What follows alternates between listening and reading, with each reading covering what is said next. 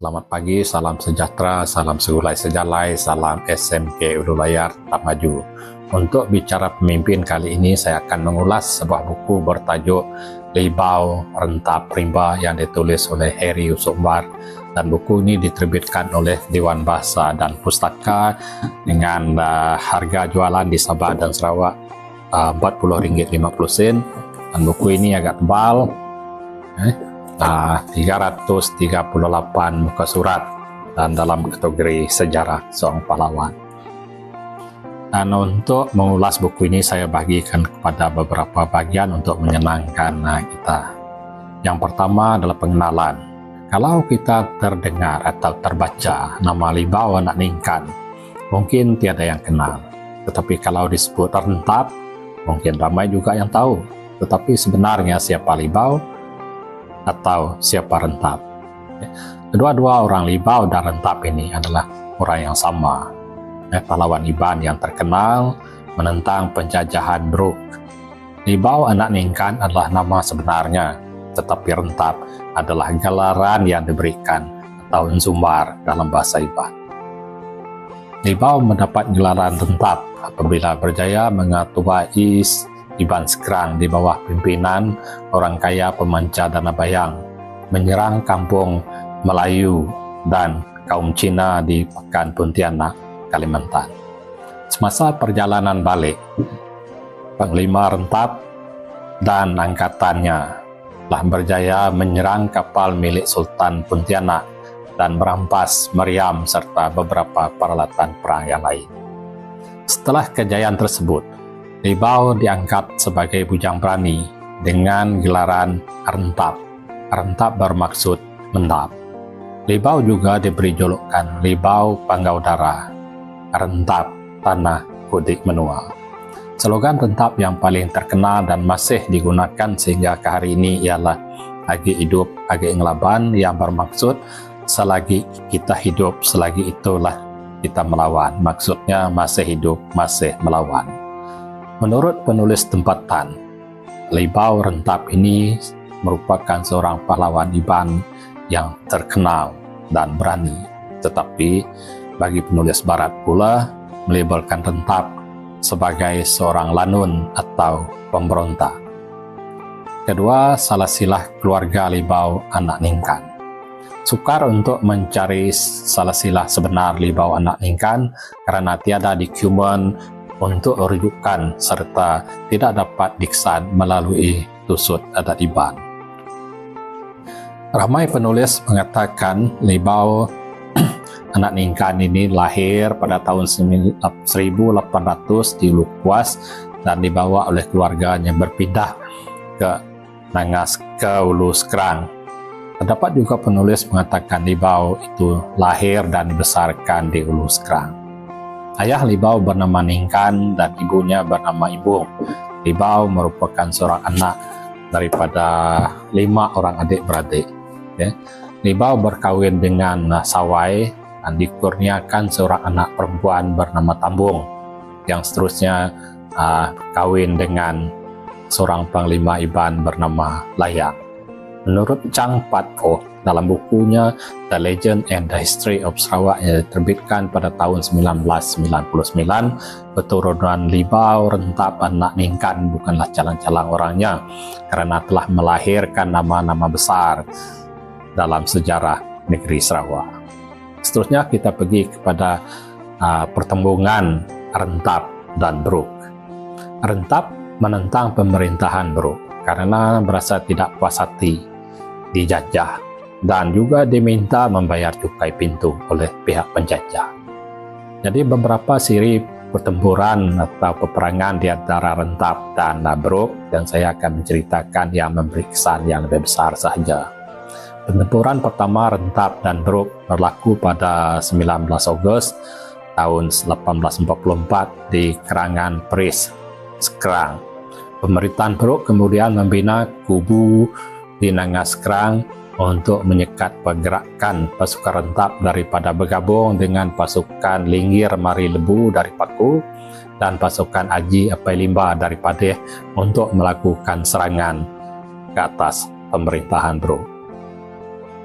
Pada tahun 1853, Rentap mengetuai serangan ke atas pasukan Bruk di Nangas Krang.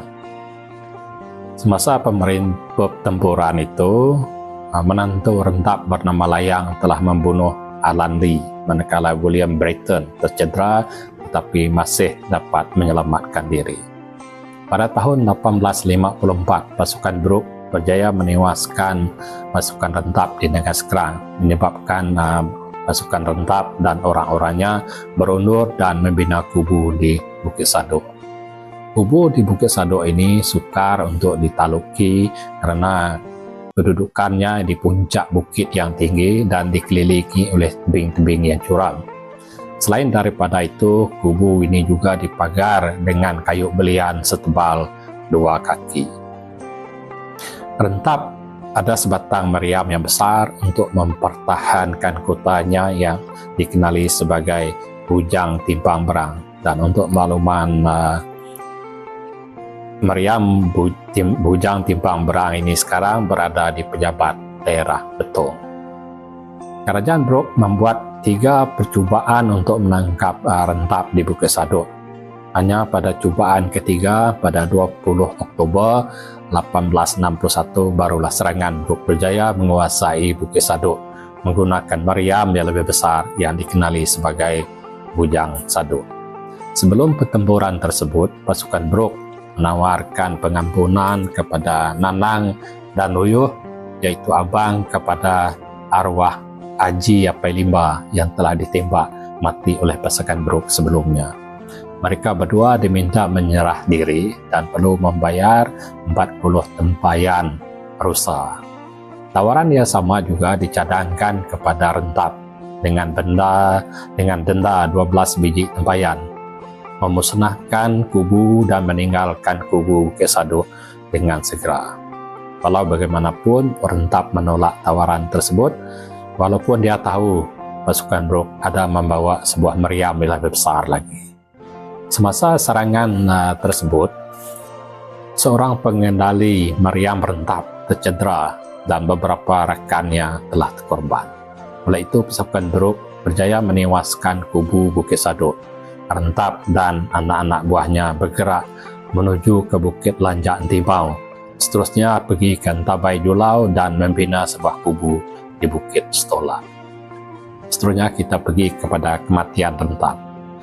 Pada usia tuanya, Rentap dan pengikutnya berpindah dari kubu Bukit Stola ke Bukit Sibau di Ulu Pakanwa. Di kubu itulah Panglima Rentap meninggal dunia karena sakit tua, yaitu ketika usianya 70 tahun. Mayat dan keranda Rentap tidak ditanam tetapi diletakkan dalam sebuah pondok. Seterusnya tulang-tulangnya disimpan di dalam tempayan. Ini sebagai tanda penghargaan yang paling tinggi untuk seorang pahlawan terbilang yang banyak berjasa kepada masyarakat. Seterusnya kita pergi kepada nilai pengajaran atau nilai moral daripada buku ini. Yang pertama, inspirasi pejuang Dayak. Itu kan kata Rentap yang paling terkenal, yaitu agi hidup agi ngelaban, masih hidup masih melawan, menjadi pembakar semangat pahlawan Iban dan juga pahlawan lain. Semangat ini agi hidup agi ngelaban masih terus digunakan pakai oleh pasukan keselamatan negara sehingga ke hari ini. Kita ambil 2 contoh bujang berani, yaitu Kanang Anak Langkau dan Awang Anak Rawing. Mereka menggunakan slogan agi hidup agi ngelaban untuk menentang komunis masa zaman darurat di tanah Melayu. Yang kedua, peranan pemimpin dan pengikut. Pemimpin harus ada matlamat, perjuangan yang jelas dan berjuang bersungguh-sungguh bersama para pengikutnya. Panglima Rentap menentang penjajah Bruk karena tidak mahu dijajah dan membayar cukai. Pengikut harus taat setia kepada perjuangan pemimpin. Jangan ada pengikut yang belot terhadap perjuangan pemimpin mereka. Seterusnya, penghargaan.